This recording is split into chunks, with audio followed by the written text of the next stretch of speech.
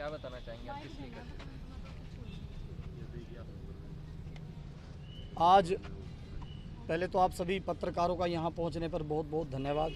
जो आप एक आवाज़ बनोगे हमारे लिए, एक स्तंभ हो आप। 29 अप्रैल कुछ साल पहले एक नींव रखी गई थी स्वायत्त राज्य की।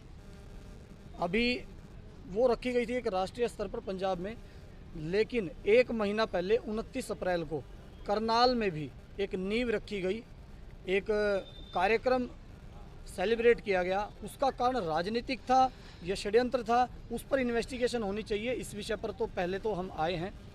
दूसरा, जो एक महीने में जो माहौल बना है और ये माहौल चल रहा है, उसके पीछे जो जड़ है इस समस्या की, उसके ऊपर इन्वेस्टिगेशन होनी चाहिए। इस पर हम सख्ताई के साथ मैदान में हैं और एसपी साहब और डीसी साहब से हमने निवेदन किया है कि मुख्य जड़ पर आपका ध्यान जाना चाहिए।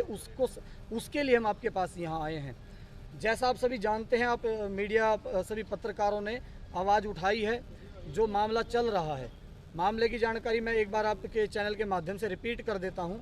29 अप्रैल को एक राजनीतिक तरीके से या जो भी किसी एक पक्ष की तरफ से एक सेलिब्रेशन किया गया जो खालिस्तान के नाम पर था। अब नेक्स्ट डे ही बच्चों में रोष हुआ, उसका विरोध करने के लिए बच्चे आए हैं। उसकी इन्वेस्टिगेशन प्रशासन की तरफ से नहीं की गई, ना ही सरकार ने कोई एक्शन उस पर लिया। सरकार इस पर मौन रही, आगे चलता रहा। बच्चों के हाथ में ये मामला सौंप दिया गया। जैसे कि बच्चे इस मामले को निपटाएंगे, सरकार की और प्रशासन की जिम्मेवारी है कि उनके हाथ में पावर है, पावर ऑफ अटॉर्नी जनता ने उनको दी है। ये मामला बच्चों प्रशासन और सरकार को निपटाना चाहिए था। लेकिन क्या हुआ कि बच्चे सड़कों पर उतरे। बच्चों ने कभी तिरंगा यात्रा निकालने का प्रयास किया, कभी बच्चों ने फेसबुक इंस्टाग्राम पे प्रयास किया इसका विरोध करने का। तो उनको फिर क्या हुआ, बच्चे तो बच्चे हैं, उनका प्रयास, उनकी स्किल्ड, उनके तरीके तो अपने तरीके होंगे ना। सरकार के हाथ में कानून है, व्यवस्था है, हर तरह की नीतियां हैं, समझदार लोग हैं। करना प्रशासन और सरकार को चाहिए था, लेकिन बच्चे निकले। बच्चों की वजह से फिर उन्माद फैलना शुरू हो गया। लेकिन आज भी झगड़े हो चुके, इतने झगड़े हो रहे हैं और माहौल इतना खतरनाक बना हुआ है। सर्वहित पार्टी के नेता जिस दिन से माहौल बनना शुरू हुआ, उस दिन से नज़र बनाए हुए थे।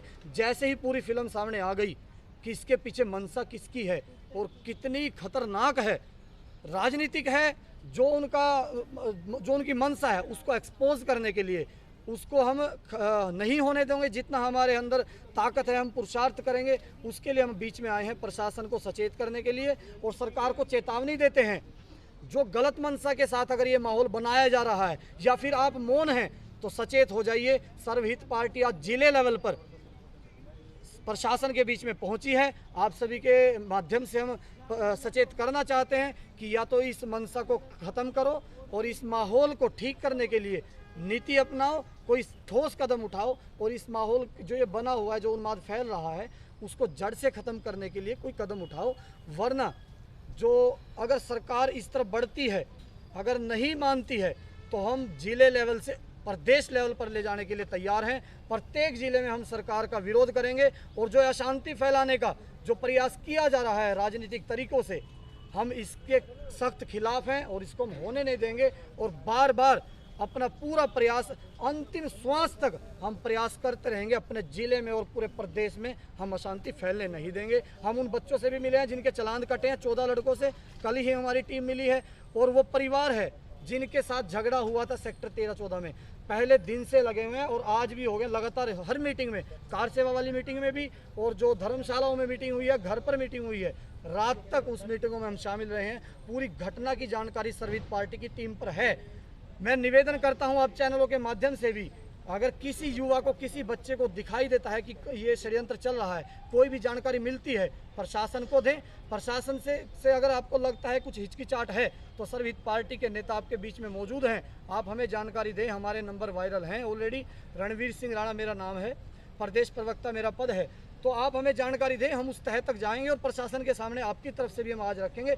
उन्माद फैलने नहीं देंगे। बच्चों की आवाज़, युवाओं की आवाज़, और ये जो दोनों पक्ष हैं जिनके माता पिता परेशान हैं, बच्चे तो मेडिकल के स्टूडेंट हैं, विदेश जाने के लिए तैयार हैं, सब तैयारियां कर रहे हैं, लेकिन उनकी भावनाएं तो सच्ची हैं। उनकी भावनाओं में कमी नहीं है, वो देश के टुकड़े नहीं देखना चाहते, लेकिन जो माहौल बनाया जा रहा है हम उस माहौल के खिलाफ आज आए हैं।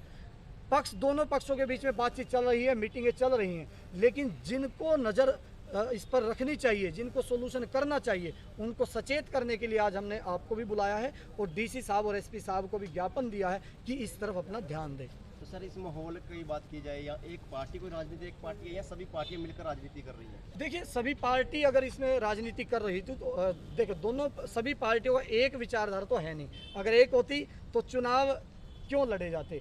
सभी पार्टियां अलग अलग विचारधारा की हैं। इसमें जिसका राजनीतिक फायदा है, देखो, उन्माद तो वो फैलाने का प्रयास करेगा, जिसको नुकसान है वो अगर वो आवाज़ उठाता भी है उसकी कोई सुनता नहीं है, उसका बैकग्राउंड खराब है, चाहे वो आप जानते हैं, जनता जानती है, जनता समझदार है। लेकिन सर्वहित पार्टी एक न्यूट्रल पार्टी है, सिद्धांतों वाली पार्टी है, सब लोग समझदार हैं और पुरुषार्थी हैं। हम ज़मीन पर जुड़कर उन युवाओं से मिलकर, परिवार वालों से मिलकर चल रहे हैं, प्रत्येक मीटिंग में शामिल हैं। हमें जानकारी है कि मामला कहाँ से उठा है, कहाँ से जयंतियों की परमिशन ली गई है, कहाँ से इधर से पोस्टें डाली गई हैं, दोनों तरफ से जो चल रहा है मामला, उस पर पूरा ध्यान हमारा रहा है। इसलिए हमने पूरा एक तैयार करके चिट्ठा, पूरी जानकारी एकत्रित करके ही हम प्रशासन से मिले हैं। मेन रीजन क्या है सर माहौल खराब करने का? मेन रीज़न सीधा दिखाई दे रहा है। प्रदेश में एक माहौल है कि रोजगार नहीं मिल रहे हैं, प्रदेश में माहौल है कि महंगाई बढ़ रही है, प्रदेश में माहौल है कि जनता आक्रोश में है वर्तमान सरकार से। सरकार कोई तिकड़मबाजियां रच के माहौल को चेंज करना चाहती है, ध्यान भटकाना चाहती है, लेकिन हम उसके खिलाफ हैं। आप प्रचार करो, मैदान में आओ, आप मुद्दे पर आओ, तर्क पर आओ। ये क्या तरीका है बच्चों को आपस में लड़ाकर उनके भविष्य को खराब करके आप अपना राजनीतिक कार्य सिद्ध करना चाहते हैं? तो सर, आप जो यूथ है जिसका आज यूज हो रहा है इस तरह के कामों में, तो उनको क्या संदेश देना चाहोगे? मैं युवाओं को यही संदेश देना चाहता हूँ, जैसे ही आपको किसी भी तरफ से कोई पोस्ट, किसी तरह का उन्माद, अगर किसी तरह का कोई प्रकरण घटना दिखाई देती है, आप प्रशासन को दो, जानकारी में दो। प्रशासन के हाथ में पावर है, कानून है, बंदूकें हैं, आर्मी है, कानून इसको जड़ से खत्म कर सकता है। अगर फिर भी प्रशासन से हिचकिचाहट है, एक बार हम इस प्रकरण से शुरू से जुड़े हुए हैं और शांति के समर्थक हैं, आप हमें जानकारी में दो, हम प्रशासन तक आपकी आवाज़ बनेंगे और बन रहे हैं। जी, मैं आपके चैनल के माध्यम से कहना चाहता हूं कि हम पिछले कई सालों से देख रहे हैं बीजेपी पार्टी वोटों के पोलराइजेशन के लिए। देखिए, जैसे आप 2015-16 में भी राजकुमार सैनी ने एक जाट नॉन जाट का मुद्दा उठा के एक देश को बांटने की, प्रदेश को बांटने की कोशिश की थी। आज ऐसा ही बीजेपी पार्टी द्वारा माहौल बनाया जा रहा है और इसको हिंदू वर्सेस सिख करके वोटों का पोलराइजेशन, वोटों का ध्रुवीकरण किया जा रहा है। मैं आप लोगों के माध्यम से सभी सिख भाइयों को और हिंदू भाइयों को यह संदेश देना चाहता हूं अपनी तरफ से कि आप राजनीतिक प्रपंच में ना पड़ें, माहौल को शांतिपूर्वक बनाए रखें, खालिस्तान जिंदाबाद या खालिस्तान मुर्दाबाद के नारे ना लगाएं। इसका बीजेपी वाले लोग ध्रुवीकरण कर रहे हैं वोटों का, वो अपना फ़ायदा उठाएंगे और हमारा युवाओं का यूज़ हो रहा है। कोई स्टूडेंट है, कोई नौकरी कर रहा है, वो उनकी जो है ना कैरियर खतरे में है, वो उनका शिकार है। तो आप लोगों के माध्यम से मैं यही कहना चाहूँगा कि राजनीतिक प्रपंच का शिकार ना हो, देश और प्रदेश में शांति बनाए रखें और किसी प्रकार के इसे उन्माद में ना फंसे।